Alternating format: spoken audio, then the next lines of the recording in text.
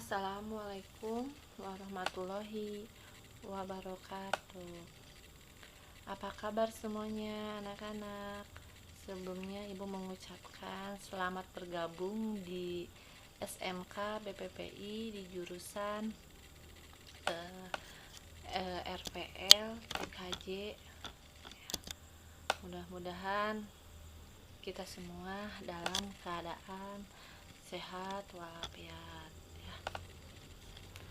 Baik, di sini ibu sebelum dimulai pembelajaran, ibu mau memperkenalkan diri terlebih dahulu. Nama ibu Mega Merliana, SDS Eskom. Ibu sebagai guru produktif di sini ya, di kelas 10 sama 11 12. Untuk ke 10 ibu mengajar dasar desain grafis. Ya. Baik, di sini Ibu akan menjelaskan tentang bab 1 mengenai unsur-unsur tata letak dalam desain grafis. Baik, apa sih yang dimaksud dengan desain grafis? Menurut bahasa, desain itu artinya rancangan dan grafis itu berasal dari bahasa Yunani, yaitu graphein, yang artinya menulis atau menggambar. Sedangkan menurut istilah, desain itu artinya proses atau pembuatan untuk mengatur segala sesuatu sebelum bertindak, dan garis itu adalah titik atau garis yang berhubungan dengan cetak mencetak. Jadi nanti kalian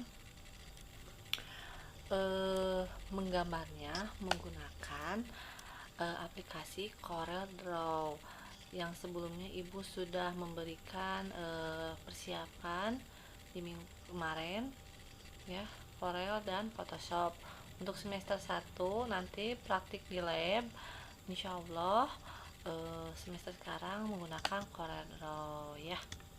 Makanya di rumah kalian silahkan diinstal apabila punya laptop atau komputer PC ya.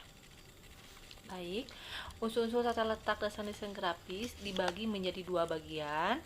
Yang pertama garis, ilustrasi, dan tipografi. Dan yang kedua itu warna, gelap, terang, tekstur, dan ruang. Untuk pertemuan kali ini, Ibu akan membahas tentang poin pertama, yaitu garis, ilustrasi, dan tipografi. Garis merupakan rangkaian tersusun dari titik-titik yang menyambung dengan kerapatan tertentu. Garis dapat dibagi menjadi dua, yaitu garis alamiah dan garis buatan ya. Untuk garis alamiah yaitu garis cakrawala dalam alam yang dapat dilihat sebagai batas antara permukaan laut dan langit. Contohnya seperti gambar ini. Nah, yang dimaksud dengan garis alamiah itu yang ini. Ada sebuah pembatas di sini, seperti pembatas, padahal itu secara alamiah saja. Ya, ini kan langit, ini laut. Nah, ini pembatasnya ini nih. Nah, itu yang disebut dengan garis alamiah. Yang kedua, garis buatan. Garis buatan terbagi menjadi terdiri dari dua, yaitu garis yang sengaja dibuat, contohnya garis hitam pada gambar ilustrasi untuk menciptakan bentuk dan figur. Yang kedua, garis yang tidak sengaja dibuat timbul karena tercipta ada dua bidang dengan warna yang berbeda. Contohnya garis yang sengaja dibuat seperti ini ya.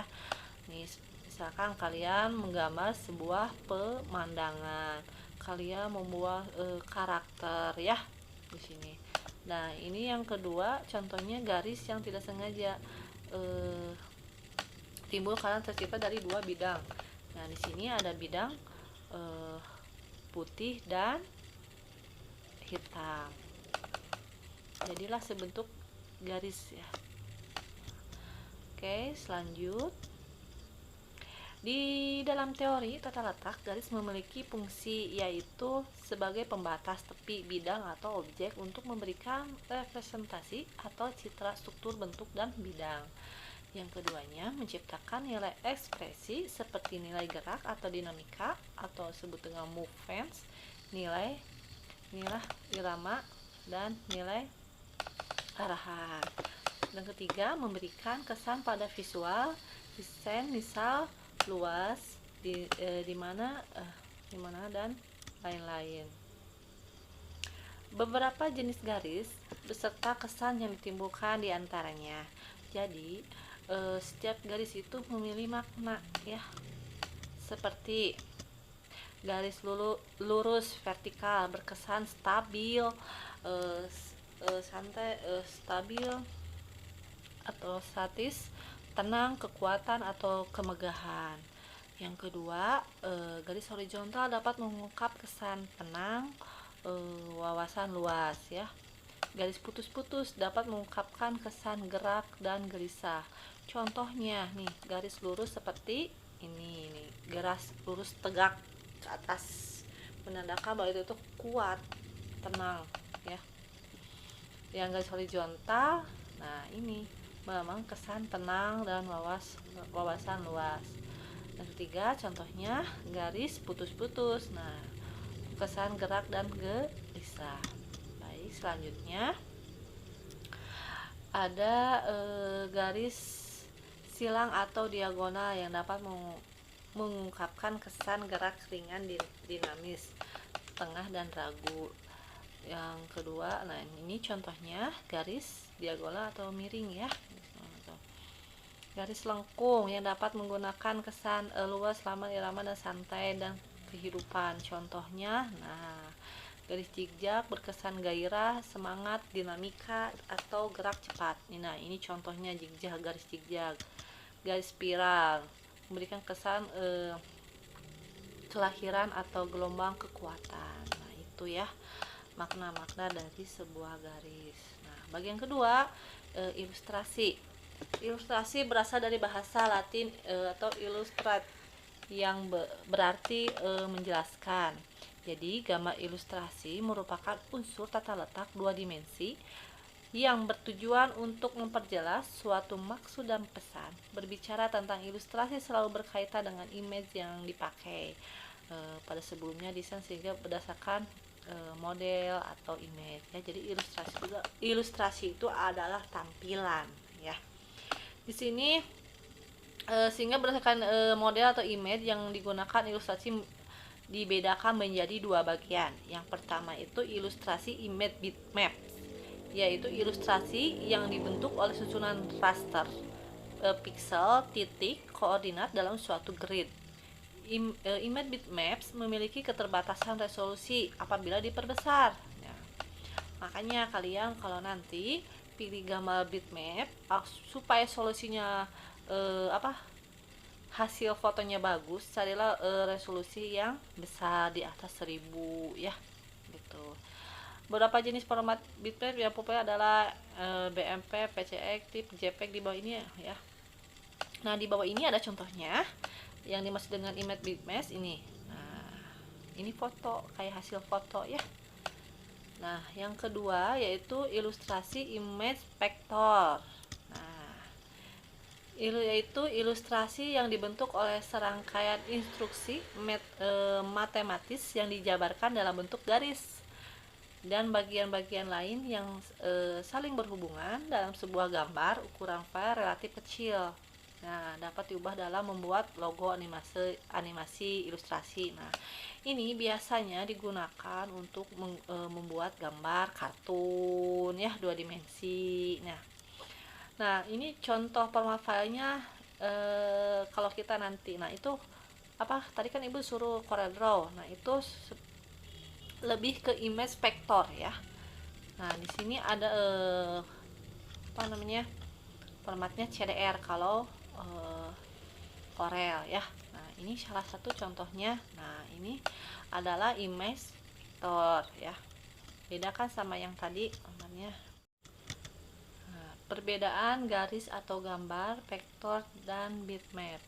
Nah, ini perbedaan dari gambar vektor dan bitmap dilihat dari garis seperti ini. Apabila vektor garisnya kelihatan lebih halus ya, tidak pecah. Kalau bitmap ini apabila diperbesar gambarnya, hasilnya akan kelihatan bintik-bintik nih, jadi kotak-kotak ya. Aslinya itu bintik-bintik ya. Nah, ini yang disebut dengan raster.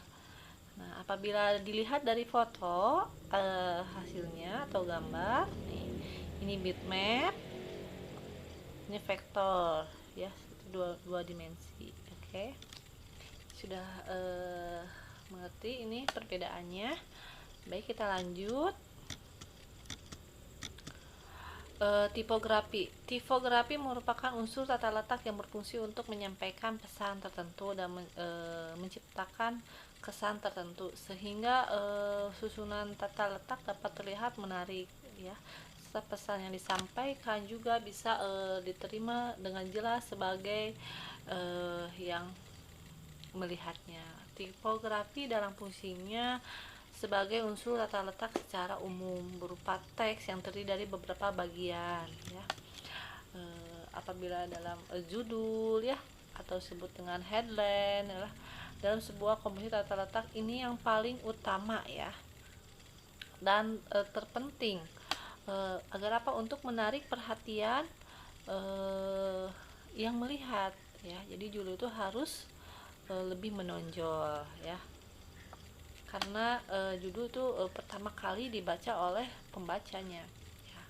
Yang kedua yaitu subjudul atau dengan sebut sub headline, merupakan kelanjutan dari judul yang berfungsi menjelaskan makna atau arti pada judul. Karena judul biasanya cukup singkat, maka perlu adanya subjudul ini sedikit lebih panjang yang saling mendukung dengan judulnya ya. Jadi ada penjelasannya sedikit di bagian depan, ini disimpan.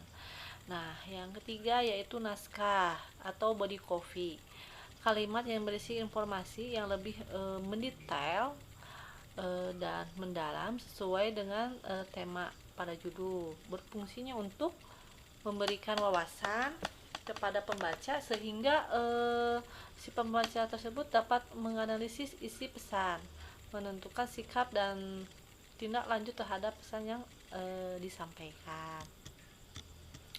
Yang keempat, logotype. Logo yang berupa teks huruf disebut juga logotype. Logo sebagai identitas produksi atau instansi dibuat sederhana dan komunikatif yang merupakan manifestasi dari seluruh filosofi sebuah produk perusahaan. Nah, ini juga sangat penting ya, logotype itu. Coba kalian kalau membuat sesuatu harus beda dari yang lain. Sedangkan logo yang berupa gambar atau simbol disebut dengan logogram ya. Logo itu adalah simbol ya, sebuah ciri dari sebuah perusahaan. Makanya Ibu Tri bilang segala sesuatu harus beda dari yang lain agar menunjukkan bahwa logo ini tuh perusahaan terbaik atau bagus yang dapat bisa diingat sama seseorang gitu, dan mudah juga kalau membuat logo ya. Simple tapi dapat diingat sama yang melihat gitu. Nah, ini ya, mohon maaf sebelumnya ini tampilannya kurang jelas karena ukuran gambarnya kurang baik. Nanti Ibu akan memberikan informasi yang lebih lanjut. Nah, kejelasan bentuk huruf atau legibility adalah tingkatan kemudahan mata mengenai suatu karakter, rupa huruf tulisan tanpa harus berusaha payah ya. Hal ini ditentukan oleh kerumitan desain huruf seperti penggunaan kait ya, kontras goresan dan sebagainya. Penggunaan warna juga harus diperhatikan ya. Frekuensi pengamat menemui huruf tersebut dalam kehidupan sehari-hari. Nih, sekarang tentang keterbacaan atau readability atau tingkat kenyamanan kemudahan suatu susunan huruf saat dibaca, yang dipengaruhi oleh jenis huruf, ukuran, pengaturan termasuk di dalamnya alus, spasi, kerning, perataan, kontras warna terhadap latar belakang itu juga harus diperhatikan. Misalkan jenis hurufnya yang mudah diingat, mudah dibaca ya, ukuran jenis hurufnya misalkan menonjol kan lebih besar gitu ya. Penyimpanan juga diperhatikan ya, perataannya gitu. Mungkin cukup sekian pertemuan kali ini. Mudah-mudahan apa yang ibu sampaikan bermanfaat. Apabila ada kurang yang mengerti, silahkan boleh komen di classroomnya, boleh pertanyakan. Apabila sudah selesai melihat video ini, silahkan kalian mencatat dari awal presentasi ibu sampai akhir. Silahkan dicatat di buku DDG, tidak boleh dirangkum, harus dicatat semuanya. Nah, untuk pertemuan kali ini hanya menyimak video dari ibu. Semoga bermanfaat buat kalian. Mungkin cukup sekian dari ibu. Tetap semangat belajarnya ya, jaga kesehatan, jaga protokolnya ya, protokol kesehatannya ya. Sekian dan terima kasih. Assalamualaikum warahmatullahi wabarakatuh.